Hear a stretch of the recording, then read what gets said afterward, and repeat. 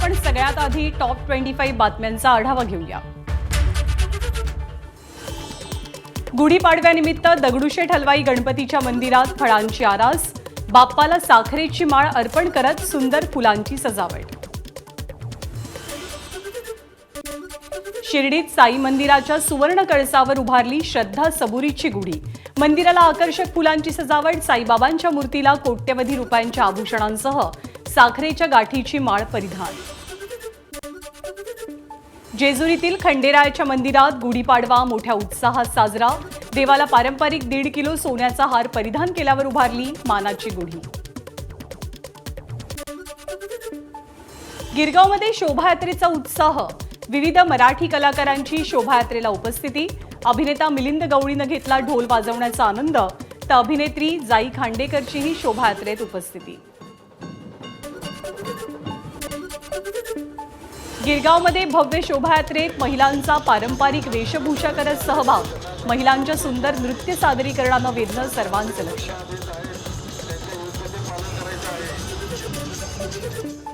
जळगाव जिल्ह्यातील अनेक भागात अवकाळी पावसासह गारपीट, गहू, हरभरा, मका या पिकांना अवकाळीचा फटका।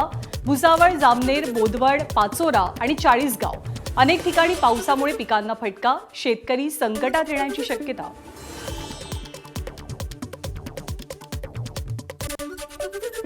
भुसावळमधल्या 19 हॉटेलवरती छापे, कारवाईत 12 घरगुती सिलेंडर जप्त। महसूल विभागाच्या पथकाची कारवाई, घरगुती गॅस सिलेंडरचा काळाबाजार रोखण्यासाठी महसूल विभाग सज्ज।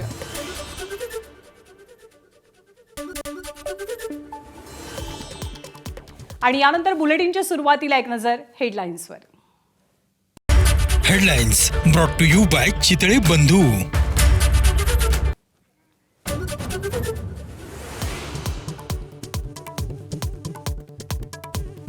कॅप्टन खरात अत्याचार प्रकरणावरनं महिला आयोगाच्या रुपाली चाकणकर निशाण्यावर। चाकणकर पदावर राहिल्या तर पुरावे नष्ट होतील, त्यांना तात्काळ पदावरनं हटवावं, रुपाली ठोंबरेंसह विरोधकांची मागणी।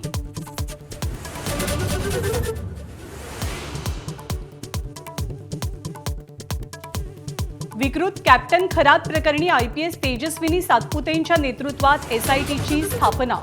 2 आठवड्यांपूर्वीच मुख्यमंत्र्यांनी कारवाईचे आदेश दिल्याची सूत्रांची माहिती।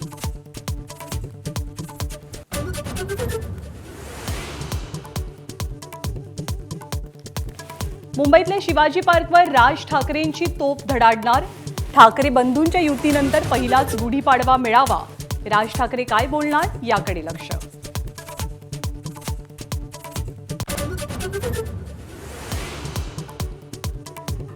राज्यभरात अनेक ठिकाणी अवकाळी पावसाचं संकट। नाशिक, जालना, अकोल्यासह सांगलीतही गारपिटीसह अवकाळी पाऊस, बळीराजा संकटात।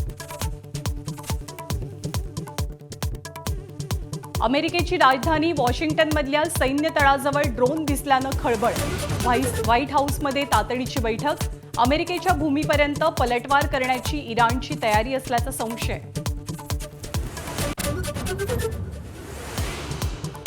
इराणसोबतच्या युद्धाचा अमेरिकेला मोठा आर्थिक फटका। युद्धामुळे अमेरिकेवरती $39 ट्रिलियन कर्ज, तर पेंटागॉनची अमेरिकन सरकारकडे $200 अब्ज मागणी। राज्यभरामध्ये गुढीपाडव्याचा उत्साह, मुंबई, ठाणे, डोंबिवली, नागपूरमध्ये भव्य शोभायात्रा, ढोल ताशांचा गजर, पारंपरिक पोशाख आणि भगव्या पताकांच्या सजावटीत पाडव्याचा जल्लोष।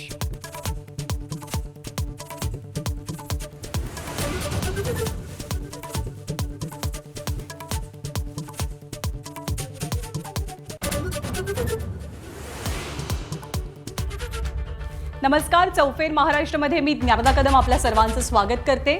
सर्वात आधी एबीपी माझाच्या सर्व प्रेक्षकांना गुढीपाडव्याच्या आणि मराठी नूतन वर्षाच्या मनापासून शुभेच्छा। बुलेटिनच्या सुरुवातीला बातमी आहे अडचणीत सापडलेल्या महिला आयोगाच्या अध्यक्षा रुपाली चाकणकरांसंदर्भातली। नाशिकचा भोंदू बाबा कॅप्टन अशोक खरातचे विकृत कारनामे समोर आल्यानंतर त्याला पोलिसांनी अटक केली आहे। मात्र याच भोंदू बाबाची पाद्यपूजा केल्यानं राज्य महिला आयोगाच्या अध्यक्षा रुपाली चाकणकर यांच्या राजीनाम्याची मागणी जोर धरतेय।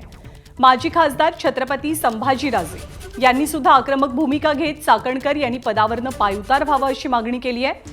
तर दुसरीकडे संजय राऊतांनी सुद्धा चाकणकरांवरती टीका करत त्यांना नेमकं कोण वाचवतंय असा सवाल उपस्थित केलाय। राष्ट्रवादीचे मंत्री दत्तात्रय भरणे यांनी मात्र चाकणकरांची पाठराखण केली आहे। पण असं जरी असलं तरी राष्ट्रवादीच्या नेत्या रुपाली ठोंबरे या सुद्धा चाकणकरांच्या विरोधातच भूमिका घेतात। चाकणकर पदावरती राहिल्या तर पुरावे नष्ट होतील असं वक्तव्य ठोंबरे पाटील यांनी केलंय। त्यामुळे चाकणकरांनी राजीनामा द्यावा अशी मागणी ठोंबरे पाटील यांची आहे।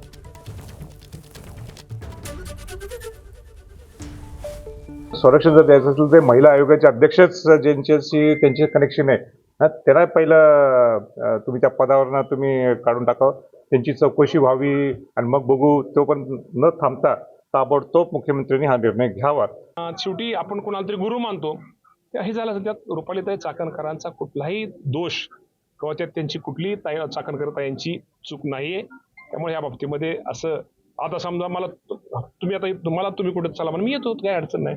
मग तुम्ही जर फोटो काढला त्यात फोटो काढला म्हणजे त्यात काय चूक आहे का माझी? काही नाही।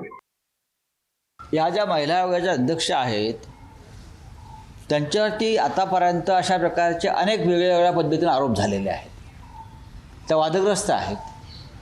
त्यांना कोण आणि का वाचवत आहे हे आता मला फार कोडं पडलेलं आहे। या प्रकरणामध्ये कुणीही दोषी असेल तर त्याला निश्चितपणे शिक्षा होणार। पोलिसांनी या प्रकरणात गांभीर्यानं कारवाई केली आहे। इथून पुढे देखील तो बाबा कोणाचेही लागेबांधे असले तरी त्याला सोडलं जाणार नाही। त्याच्यावर कडक कारवाई करण्यासाठी मुख्यमंत्री आणि गृहमंत्री असलेले देवाभाऊ सक्षम आहेत आणि ते निश्चितपणे कारवाई करतील।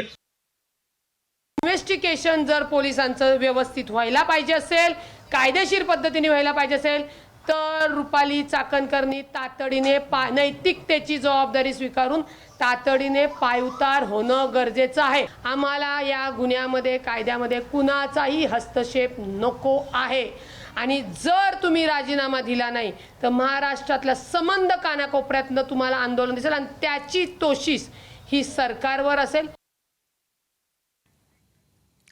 तर महिला अत्याचार प्रकरणी नाशिकमधनं अटक करण्यात आलेल्या कॅप्टन अशोक खरात या भोंदूबाबाचा पाय आणखीनच खोलात गेलाय।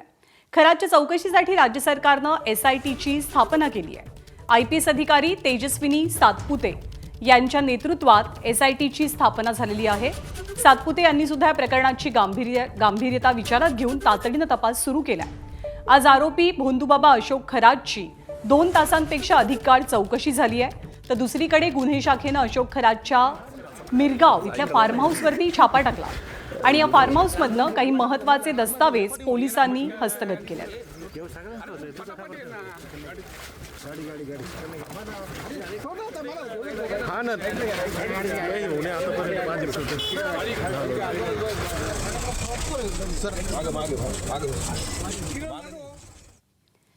तर भोंदूगिरी करणाऱ्या अशोक खरात या मांत्रिकाला काल पोलिसांनी अटक केली आणि या मांत्रिकानं गुंगीचं औषध देऊन एका महिलेवरती बलात्कार केल्याप्रकरणी नाशिकच्या सरकारवाडा पोलीस स्थानकात गुन्हा दाखल करण्यात आला होता। या भोंदूबाबाच्या अटकेनंतर त्याचे अनेक कारनामे हळूहळू उजेडात येऊ लागलेत। त्यातच त्याच्या अटकेचा थरार आणि पोलिसांनी बाळगलेली गुप्तता हा सुद्धा चर्चेचा एक विषय ठरलाय। कशी झाली या भोंदूबाबाला अटक आपण पाहूया। सरकारवाडा पोलिसांमध्ये एका महिलेकडनं खरातच्या विरोधात अत्याचाराचा गुन्हा दाखल करण्यात आला। मग नाशिक पोलिसांच्या क्राईम ब्रांचनं खरातचं घर गाठलं। खरात पळून जाईल या शक्यतेमुळे पोलिसांनी काहीसा बनाव सुद्धा रचला। खरातच्या घराच्या परिसरामध्ये चोर शिरल्याचं कारण पोलिसांनी पुढे केलं आणि एक पथक अशोक खरातच्या घरात गेलं तर दुसऱ्या पथकानं घराबाहेर पहारा दिला। खरात घरात आहे असं समजल्यावर पोलिसांनी त्याला ताब्यात घेतलं।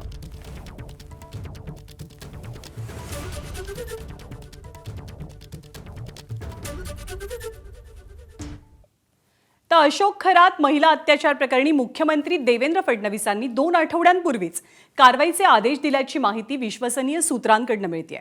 मुख्यमंत्री आणि गृहमंत्री देवेंद्र फडणवीसांनी 2 आठवड्यांपूर्वीच संबंधित प्रकरणामध्ये लक्ष घातलेलं, इतर कुणालाही कळण्यापूर्वी या प्रकरणी पोलीस महासंचालकांशी बोलून कारवाईचे आदेश दिलेले होते। संबंधित प्रकरणाचं गांभीर्य विचारात घेऊन खरातवरती शक्य तितकी कडक कारवाई करण्याचे आदेश देण्यात आलेले होते। या प्रकरणात महत्त्वाचे सगळे पुरावे आणि व्हिडिओ क्लिप या सगळ्या गोष्टी ताब्यात घेतल्या गेल्यात.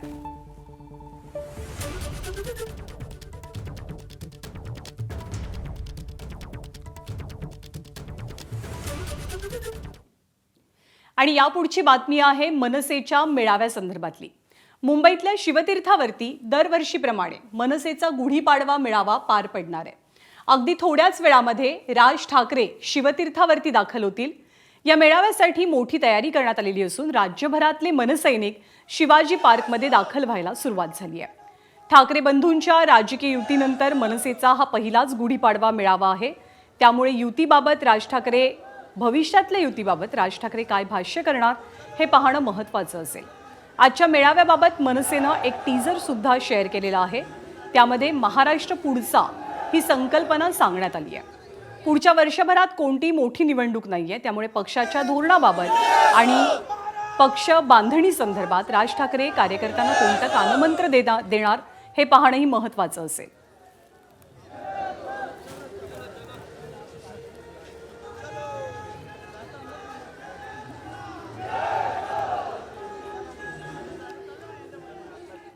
आपले प्रतिनिधी अजय माने सध्या राज ठाकरेंच्या निवासस्थान परिसरातनं आपल्या सोबत आहेत. आपण थेट अजयकडे जाऊयात आणि आत्ताची तिथली स्थिती काय जाणून घेऊयात. अजय, थोड्याच वेळात या मेळाव्याला सुरुवात होणार आहे, पण उत्सुकता असेल ती अर्थातच राज ठाकरेंच्या भाषणाची. काय बोलतील याचा काही अंदाज आहे का आणि मनसैनिकांमध्ये जल्लोष किती दिसतोय? खरं तर संपूर्ण मनसैनिकांना उत्सुकता लागलेली आहे की नेमकं आज राज ठाकरे काय बोलतील. याआधी आपण जर पाहिलं तर लाव रे तो व्हिडिओ आणि त्याच्यानंतर पक्षाची वर्षभराची रणनीती काय याबाबत राज ठाकरे नेहमी बोलताना आपल्याला पाहायला मिळाले होते. आता आगामी काळात कुठल्याही निवडणुका नाही, त्यामुळे पक्ष संघटना वाढीसाठी काय काय योजना करायच्यात, काय काय नियोजन असेल त्यावर बोलण्याची शक्यता आहे. पण 2 स्क्रीन आजही मैदानात, त्यामुळे नेमका कुणाचा व्हिडिओ लागला जाणार हे सुद्धा पाहणं तितकंच महत्त्वाचं असतं. काही मनसैनिक ह्या ठिकाणी आहेत. कुठून आलेला आहात आणि काय साहेब बोलतील, काय उत्सुकता आहे? आम्ही नाशिकवरून आहोत आणि आमचं म्हणणं एवढंच आहे, म्हणजे आमचं महाराष्ट्राला सांगणं आहे की साहेबांसारखा नेता ह्या महाराष्ट्राला लाभणार नाही. लोकांनी आता तरी लक्षात घेतलं पाहिजे की जो व्यक्ती पूर्ण महाराष्ट्रासाठी मराठीसाठी जेवढं जीव तोडून काम करतो, मला असं वाटतं की महाराष्ट्रात असा एकमेव नेता आहे जो मराठीसाठी आणि महाराष्ट्रासाठी लोकांच्या भल्यासाठी बोलत असतात. एकेकाळी नाशिकमध्ये मनसेचा गड होता, पण आता त्याच्यानंतर ती परिस्थिती बदललेली आहे. आता 4 वर्ष निवडणुका नाहीत. कसं पक्ष संघटना वाढी असेल आणि राज ठाकरेंकडून काय अपेक्षा आहेत आजच्या पासला? एकेकाळी म्हटल्यानंतर अजूनही नाशिक हा महाराष्ट्र नवनिर्माण सेनेचा बालेकिल्ला आहे. आज आमचा नाशिकमध्ये एक नगरसेवक असताना देखील खूप मोठी ताकद नाशिकमध्ये मनसेची आहे. पण आता निवडणुका ज्या झाल्या तुम्हालाही माहिती आहे, सर्व मीडियाला माहिती आहे कशा पद्धतीने निवडणुका झालेल्या आहेत. मुळात या EVMचा जो घोटाळा आहे तो दिसतोच आहे. जर ह्या निवडणुका जर आपल्या व्यवस्थित बॅलेट पेपर झाल्या असत्या तर तुम्हाला चित्र नाही, पण आजची काय बोलले जातील. आपण जर पाहिलं दुसरं म्हणजे की राज ठाकरेंचं निवासस्थानाच्या बाहेरची ही दृश्य जी आहे ती बघू शकतो. या ठिकाणी मोठ्या प्रमाणात सजावट केलेली. विशेष म्हणजे शिवतीर्थ बोर्डच्या इथे सगळ्या महिलांचा सर्वांचा फोटो सेशन विशेषतः या ठिकाणी सुरू आहे. अनेक मनसैनिक या ठिकाणी आलेले आहेत. आपण कार्यकर्त्यांमध्ये बराच उत्साह दिसतोय आणि महाराष्ट्र पुढचा हा एक प्रकारे संदेश मनसेच्या आतापर्यंतच्या टीजरमधनं समोर आलाय. त्यामुळे आगामी काळासाठी पक्षाची, कार्यकर्त्यांची, नेत्यांची दिशा कशी असेल याबद्दल राज ठाकरे काय बोलतात याची उत्सुकता निश्चितपणे आहे. अजय, माहिती जाणून घेत राहू. तुर्तास धन्यवाद. आणि मनसेचे नेते आणि मुंबई महानगरपालिकेतले नगरसेवक यशवंत किल्लेदार हे शिवतीर्थावरती पोहोचलेले आहेत. त्यांच्याशी संवाद साधला आमच्या प्रतिनिधींनी. आपण पाहूया. मनसे नेते नगरसेवक यशवंत किल्लेदार आहेत. अपेक्षा म्हणजे हा दरवर्षीप्रमाणे होणारा पाडवा मेळावा आहे. तो नेहमीच त्याची तयारी देखील आमची जय्यत असते. गर्दी कार्यकर्त्यांची, मनसैनिकांची, नागरिकांची मोठ्या प्रमाणात होत असते. दरवर्षी राजसाहेब आमच्या मनसैनिकांना ह्या मेळाव्याच्या माध्यमातून एक विचार देतात, एक ऊर्जा देतात. आणि तेच विचार ऊर्जा घेऊन महाराष्ट्र सैनिक पुढे वर्षभर काम करत असतो. आणि यासाठी महाराष्ट्र सैनिक इथे जमलेला असतो आणि त्याची कल्पना राज ठाकरे साहेबांना असते. त्यामुळे त्या पद्धतीचं ऊर्जा आणि विचार राज ठाकरे साहेब आज देतील. कॅमेरामॅन सचिन शिंदेसह मी वेदांत नाईक, ABP माझा, मुंबई. तर नवी ऊर्जा राज ठाकरे कार्यकर्त्यांना देतील असा विश्वास मनसे नेत्यांनी व्यक्त केलेला आहे. यापुढच्या बातम्या युद्धासंदर्भातल्या. आखाती देशांमध्ये अमेरिका, इस्रायल आणि इराणमध्ये सुरू असलेल्या युद्धाला आज 20 दिवस पूर्ण होतात. सध्या तरी हे युद्ध थांबण्याची कोणतीच चिन्ह दिसत नाहीयेत आणि अशातच आता युद्धामुळे संपूर्ण जगासमोर ऊर्जेचं संकट उभं ठाकलंय. त्याचं कारण म्हणजे इराणच्या दक्षिण भागातील पार्समध्ये इस्रायलनं जोरदार हल्ला केलाय. दक्षिण पार्स हा जगातील सर्वात मोठ्या गॅस साठ्यांपैकी एक परिसर आहे. त्यामुळे फक्त इराणच नाही तर ज्या देशांना इराणकडनं इंधन पुरवठा होतो त्यांना सुद्धा याचा फटका बसलाय. दुसरीकडे या हल्ल्याला प्रत्युत्तर म्हणून इराणनं कतारच्या रास लफान या भागामध्ये प्रतिहल्ले केलेत. रास लफान भागात यामुळे मोठी आग भडकली. रास लफानमधनं सुद्धा अनेक देशांना नैसर्गिक वायूचा पुरवठा होतो. इथल्या आगीमुळे या साठ्यांनाच धक्का पोहोचण्याची भीती आहे. या दोनही हल्ल्यांमुळे संपूर्ण जगावरतीच ऊर्जा संकटाचा धोका वाढलाय.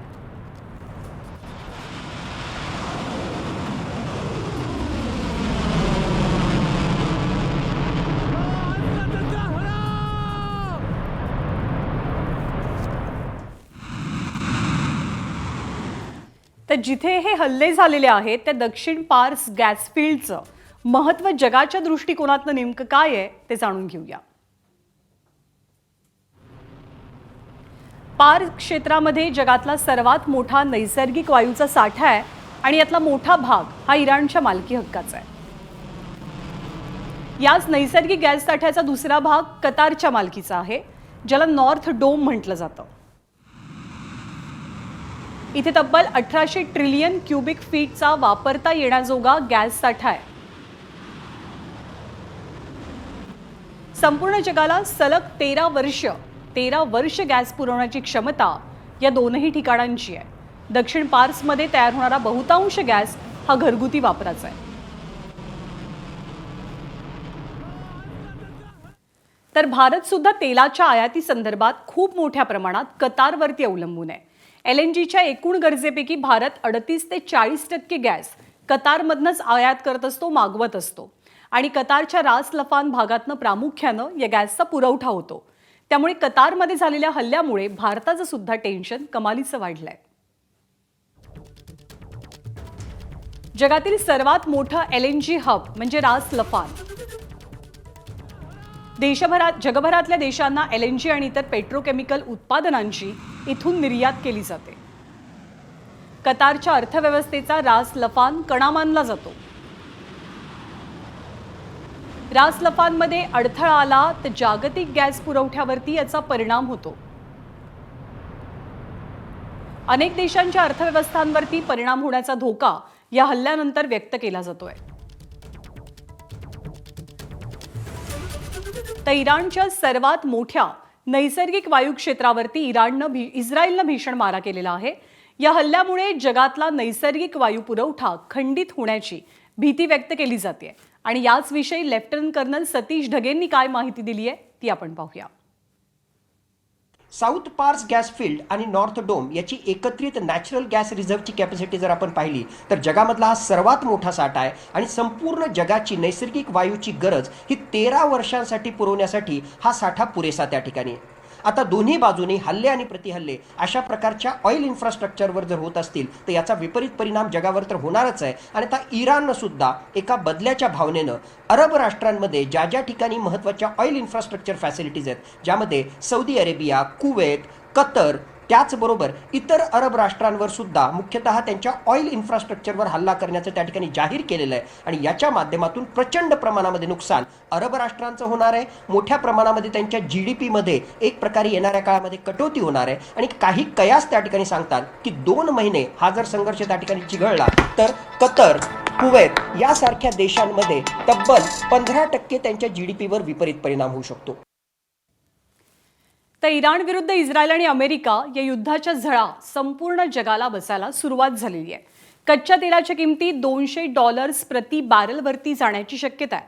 आणि बंद असलेली हॉर्मुजची सामुद्रधुनी आणि आता पार्स क्षेत्रावरचे हल्ले यामुळे तेलाच्या किमती कमालीच्या वाढण्याची भीती व्यक्त होते.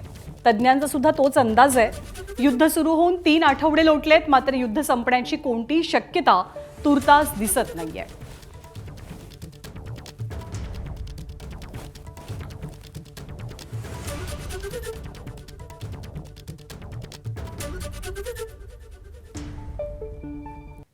तर युद्धाचा आजचा 20वा दिवस आहे आणि युद्धाच्या 20व्या दिवशी अमेरिकेच्या आखाती देशातल्या अमेरिकेच्या तळांवरती इराणनं जोरदार बॉम्ब हल्ले सुरू केलेत। UAE मधल्या अबुधाबीमध्ये अल धापरा एअरबेसवरती इराणनं हल्ला केलेला आहे। त्यामध्ये अमेरिकन तळाचं मोठं नुकसान झालंय। या तळावर जवळपास 2000 अमेरिकन सैनिक तैनात आहेत। ड्रोनपासून अत्याधुनिक लढाऊ विमानांच्या संचलनाचं हे एक प्रमुख केंद्र मानलं जातं।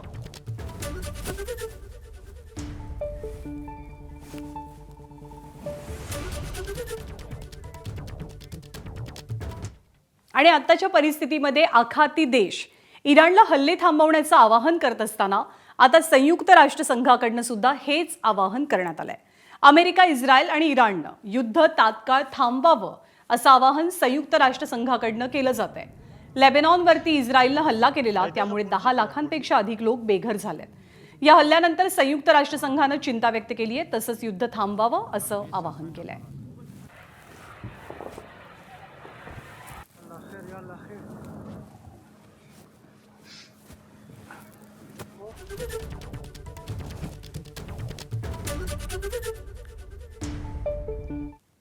तर आखाती देशातल्या तणावाबाबत पंतप्रधान नरेंद्र मोदींनी 3 देशांच्या प्रमुखांसोबत फोनवरनं चर्चा केली।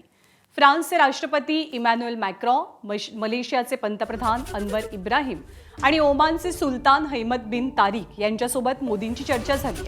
आखातामधला तणाव कमी करणं आणि शांतता प्रस्थापित करण्यासंदर्भात ही चर्चा झाल्याची माहिती आहे।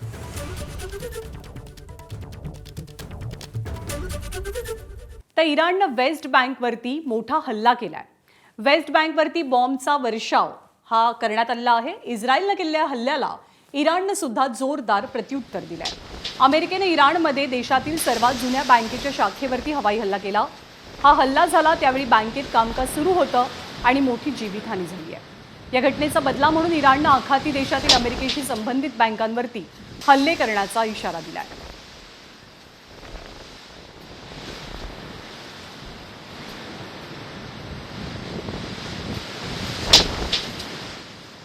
तर इराणनं इस्रायलची राजधानी तेल अवीववरती मोठा हल्ला चढवला। इराणनं केलेल्या क्षेपणास्त्रांच्या हल्ल्यामध्ये अनेक इस्रायली नागरिक जखमी झालेत। या हल्ल्यामध्ये तेल अवीवमधील अनेक इमारती उद्ध्वस्त झाल्या, तर ढिगाऱ्याखाली अनेक नागरिक अडकून पडले। जो आजवरचा सर्वात मोठा हल्ला मानला जातोय। या हल्ल्यामध्ये फतेह 2 या हायपरसॉनिक क्षेपणास्त्रांचा वापर करून इस्रायलची आयर्न डोम यंत्रणा भेदण्यात आली, ज्यामुळे शहरात भीषण आगी लागल्या आणि मोठं नुकसान झालं।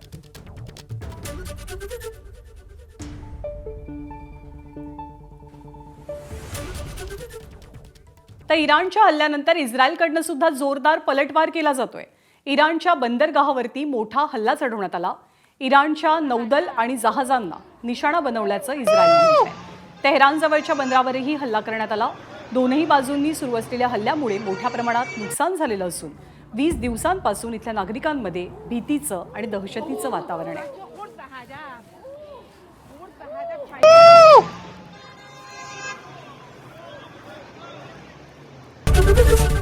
एबीपी माझा, उघडा डोळे बघा नीट।